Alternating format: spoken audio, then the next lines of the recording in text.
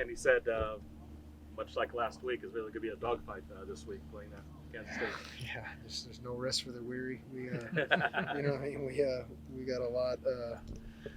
Yeah, it's been a long week, and yeah, these guys are the best, you know, from what this conference has to offer, and they've been traditionally one of the best teams in the country the last 5 or 6 years. So yeah, we got our hands full. Lyman mentioned Monday he's got a lot of respect for you. He said you guys have locked horns earlier. Yeah, we're friends, and he's a great coach and even better person, and it's just really cool seeing his path and his trajectory in his career, and it's not a whole lot unlike my own. We're small college guys, and kind of we did our tour duties at some of the same schools before, so yeah, it'd be nice to get a win against him finally.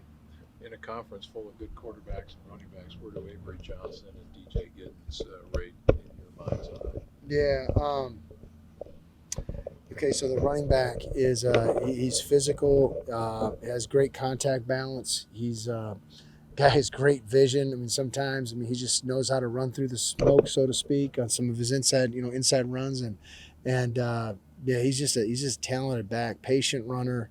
Can't fall asleep on them because you can, knock them down for a couple yard gain, then all of a sudden, boom, you watch their explosive tapes from this year, and I mean, all of his explosive runs, I mean, he's out. So, and a lot of it isn't on designer runs. It's just him doing what he's coached to do and just trusting. And that's what makes this offense so good is they do the same things over and over, and they trust, and they wait for you to make a mistake or break down mentally or start to press, and they take advantage of it. The quarterback he's an incredibly talented dude.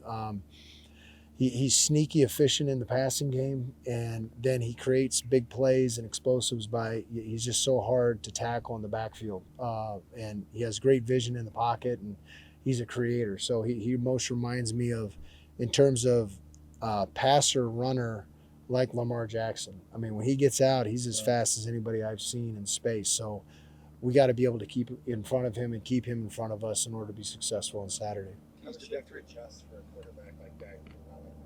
I mean, you gotta make adjustments. If you don't, you're gonna pay for it and have a lot of regrets on Sunday. So it's something we're really working on, and we're trying to.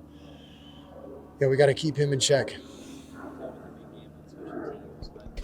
playing a lot as a freshman. What are your thoughts on his development and how he's grown this year? Martell has a great future ahead of him. He's a guy that he walks really humbly, and sometimes you don't even know he's in the building. And he's just a guy that's just slowly getting better and better. So just excited about his trajectory and where he's going to be, not only a year or 2 years from now, but just this week and next week. Coach Kenny talked about the environment there. In Manhattan, it's just a hostile environment, and not letting these guys get the ball rolling, so to speak. Yeah, that's the biggest thing is we got to start fast, and we got to be able to execute. Don't let the environment affect us. Play the situations and what our plan is, and then if we got to make adjustments, we'll do that as we go.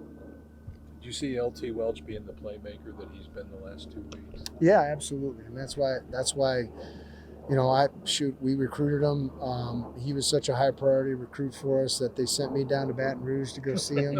And when they do that, I mean, usually they don't have me do a whole lot of that part of it. And when they got to use me, he's obviously pretty important.